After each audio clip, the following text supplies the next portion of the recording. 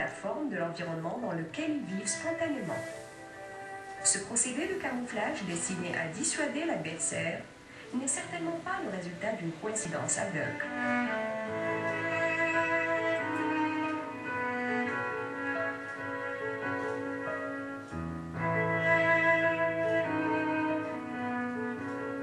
Il est évident que tous ces êtres créés du néant, les couleurs ravissantes qui couvrent leur corps et leur assurent la sécurité, sont l'œuvre du Seigneur, le Créateur, le dominateur des cieux et de la terre.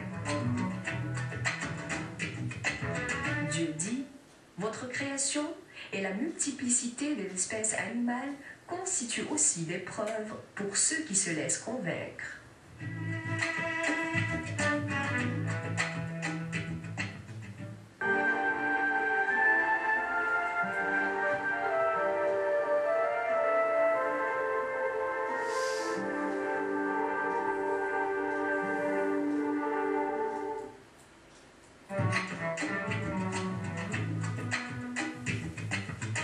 Encore une fois, le Seigneur manifeste le génie de sa création à travers les couleurs. Les motifs qui ornent les ailes des papillons en sont une preuve.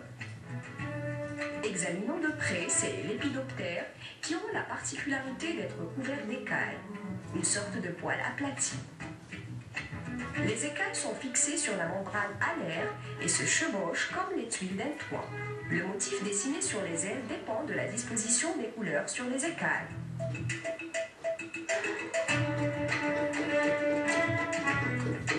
La taille et le nombre des écailles sont variables selon les espèces. Certaines en possèdent plus d'un million. C'est la richesse des couleurs, l'extrême complexité et la grande précision des dessins qui font des papillons de si beaux insectes.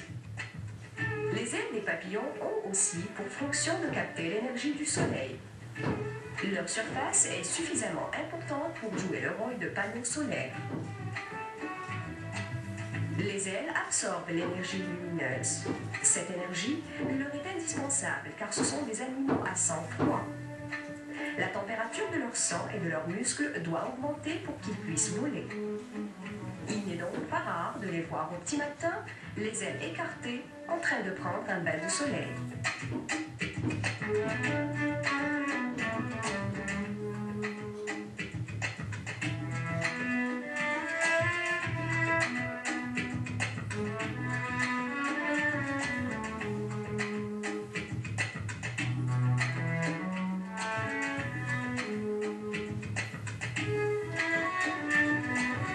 C'est le Seigneur Tout-Puissant, le maître de cette œuvre. Dieu rappelle aux hommes cette vérité dans ce verset. Tout ce qui est dans les cieux et sur la terre exalte les mérites d'Allah. Il est puissant et sage. Il est le maître des cieux et de la terre. Il distribue la vie et la mort. Il est tout-puissant. Verset 1, 2, sourate du Fer.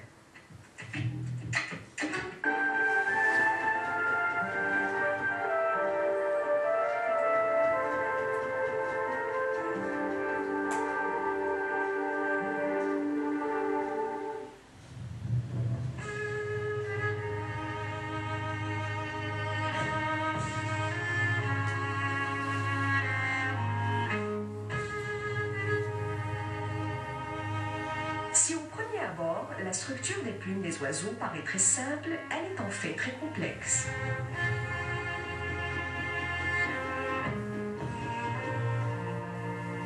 La couleur des plumes est un phénomène optique. Les duvets sont en réalité de minuscules plis qui renvoient à l'œil différentes longueurs d'onde, donc différentes couleurs par dispersion de la lumière du soleil.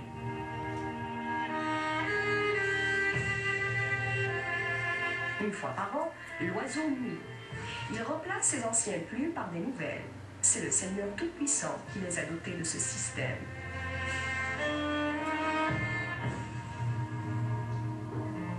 Si l'oiseau veut garder son équilibre, il doit régénérer son plumage. Si une plume se brise ou tombe, elle se répare ou se remplace. Malgré leur légèreté, les plumes sont extrêmement imperméables.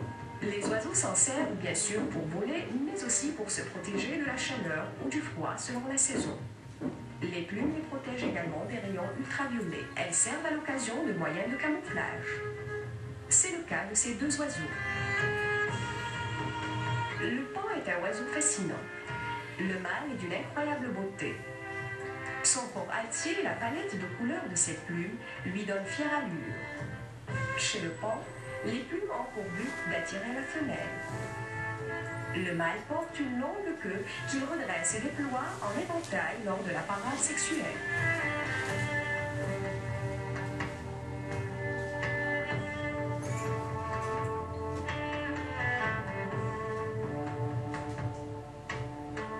Les protagonistes de la théorie de l'évolution sont incapables d'expliquer la prestance, l'élégance et les couleurs du paon.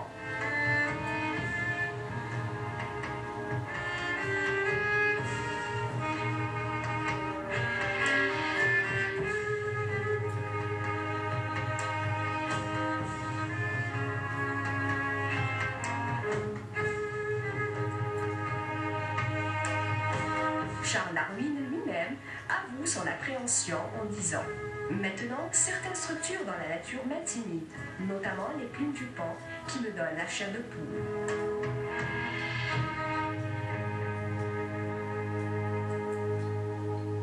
Ainsi, Darwin reconnaît indirectement que les plumes du paon ne sont pas le fruit d'une coïncidence aveugle. Les multiples motifs chamarrés des plumes des oiseaux ne peuvent que témoigner de la puissance du Seigneur.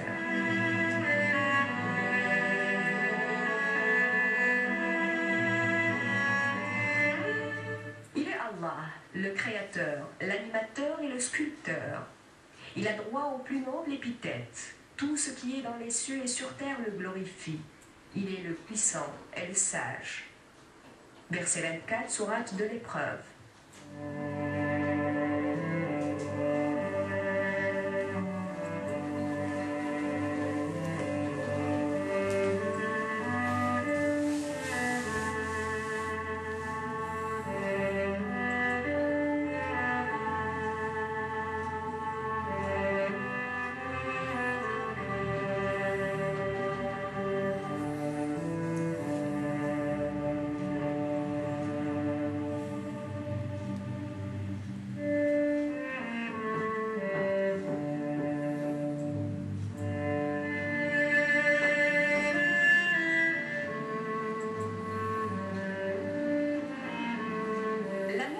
De millions d'espèces de poissons, de crustacés et de mollusques.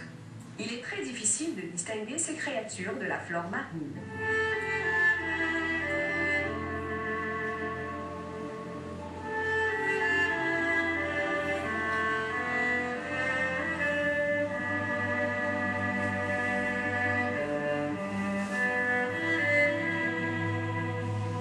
Ce type de rascasse vit au fond des mers équatoriales. Elle est dotée de nageoires dorsales qui lui servent d'arme d'attaque. La rascasse peut changer de couleur et s'identifier ainsi au corail qui lui sert de refuge.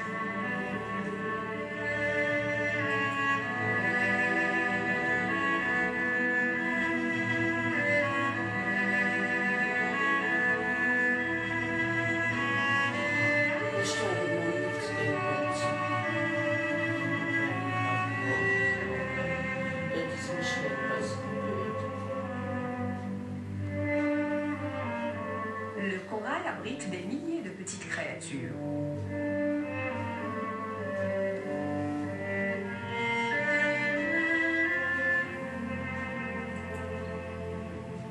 Allons voir l'hippocampe.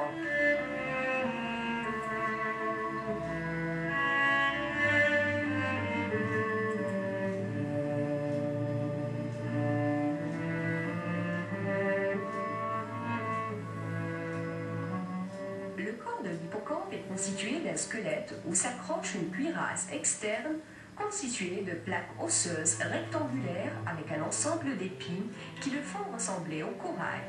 Il s'agrippe aux algues.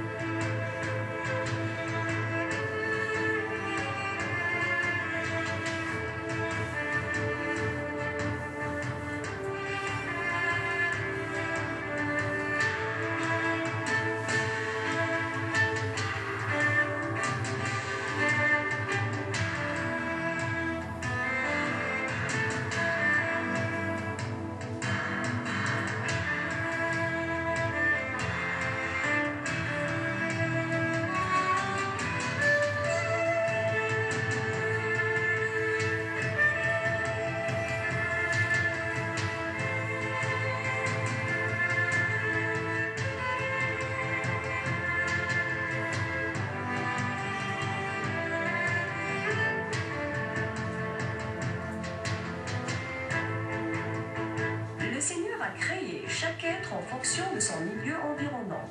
Les créatures qu'on effleure dans cet épisode ne sont qu'une partie infime des merveilles de la créature de Dieu. C'est là une histoire authentique. Il n'y a d'Allah qu'Allah, et lui seul est tout-puissant et sage. Verset 62, sourate de la famille d'Imran.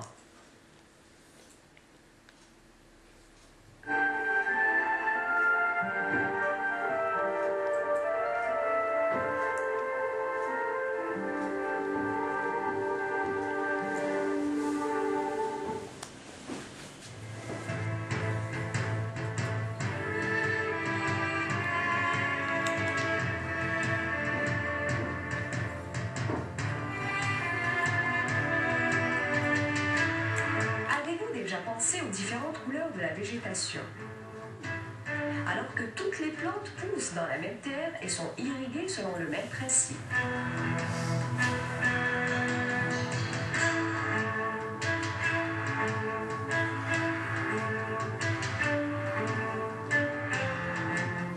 Depuis la nuit des temps, la peau d'orange est la même. L'écorce épaisse de l'orange protège le fruit de l'oxygène de l'air qui détruit la vitamine C. Elle contient le zeste. La banane a toujours été jaune et la cerise rouge.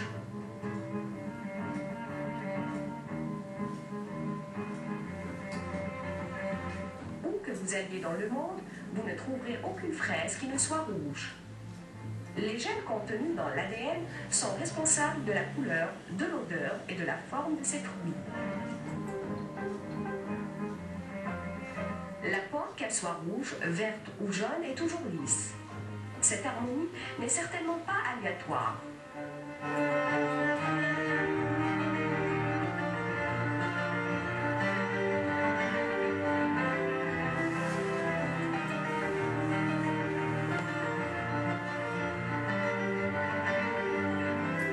Le Seigneur évoque ces fruits qui poussent différemment alors qu'ils sont cultivés